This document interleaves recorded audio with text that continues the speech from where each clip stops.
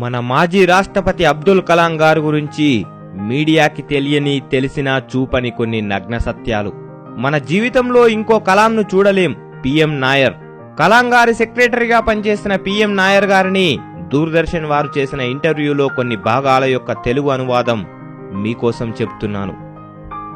కలాం గారు భారత రాష్ట్రపతిగా వివిధ దేశాలు పర్యటించినప్పుడు ఆయనకు ఆయా దేశాల వారు ఇచ్చిన బహుమతులను తిరస్కరిస్తే అది వారి దేశాన్ని అవమానించినట్టు వారు బాధపడతారని, అది మన దేశాన్ని ఇరకాటంలో పెడుతుందని వాటిని తీసుకునేవారు. ఇండియా తిరిగి రాగానే వాటికి ఫోటో తీయించి వాటికి ఒక క్యాటలాగ్ తయారు చేయించి అన్ని ఆర్కైవ్స్ లో భద్రపరిచేవారు. ఆయన రాష్ట్రపతి భవన్ విడిచి వెళ్లేటప్పుడు ఒక పెన్సిల్ కూడా వాటిలో నుండి తనతో తీసుకెళ్లలేదు. 2002లో రంజాన్ జూలై ఆగస్టు నెలలో వచ్చింది. మన దేశంలో రాష్ట్రపతి ఇఫ్తార్ విందు ఇవ్వడం ఆచారం. ఒకరోజు కలాం గారు నన్ను పిలిచి ఇఫ్తార్ విందుకు ఎంత ఖర్చవుతుందని అడిగారు. దాదాపు 22 లక్షలు ఖర్చవుతుందని చెప్పాను. బాగా స్తోమత ఉన్నవారికి విందివ్వడం కోసం అంత ఖర్చు పెట్టడం అనవసరం. ఆ సొమ్మును పేదవారికి బ్లాంకెట్లు, బట్టలు, ఆహారం ఇవ్వడం కోసం కేటాయించండి అని అనాథాశ్రమాలకు ఇవ్వమని చెప్పారు. అనాథాశ్రమాల పేర్లు ఎంపిక చేసే పని కొందరికి అప్పచెప్పారు. అందులో ఆయన ఎటువంటి జోక్యం చేసుకోలేదు.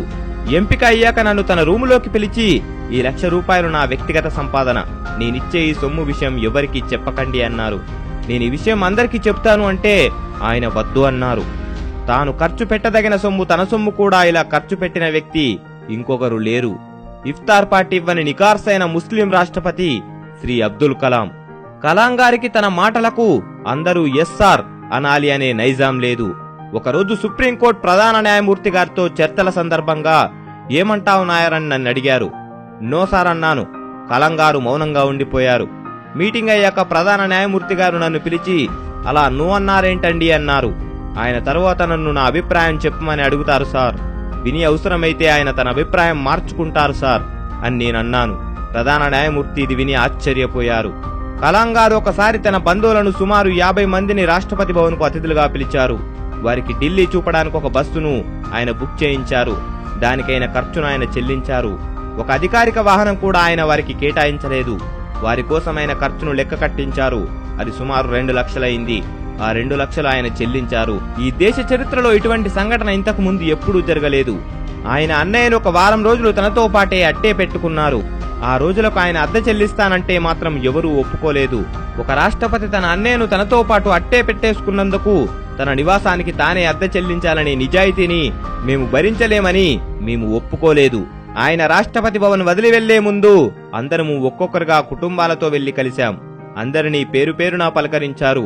ఒకసారి నా భార్య కాలు విరిగినందువలన నాతో రాలేకపోయింది. ఆయన అడిగారు, నీ భార్య ఎందుకు రాలేదు అని. నేను కారణం చెప్పాను. మర్నాడు మా ఇంటి ముందు పోలీసులు ఏమిటి హడావుడి అని అడిగితే రాష్ట్రపతి గారు మా ఇంటికొస్తున్నారని చెప్పాను. ఇంతవరకు ప్రపంచంలో ఏ దేశాధినేత తన వద్ద పనిచేసే ఒక ఉద్యోగి భార్య కాలు విరిగిందని తెలిసి అతడి ఇంటికి వెళ్లామని పరామర్శించినట్టు చరిత్రలో ఎక్కడా జరగలేదు. చివరిగా ఒక టీవీ వారు చెప్పిన ఆయన ఆస్తి వివరాలు: 3 పాయింట్లు, 6 షర్ట్లు, 3 సూట్లు, ఒక వాచ్, 2500 పుస్తకాలు, సైంటిస్ట్ కమ్యూనిటీ బెంగళూరు వారు ఆయనకెప్పుడో ఇచ్చిన ఒక ఇల్లు, ఇంచుమించు 0 బ్యాంక్ బ్యాలెన్స్, 120 మంది కోట్ల భారతీయుల ప్రేమాభిమానాలు.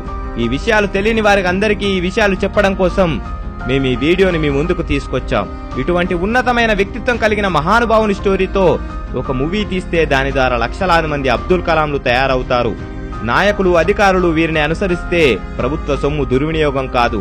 మన దేశంలో సగం రాబడి నాయకులకే తరిగిపోతుంది.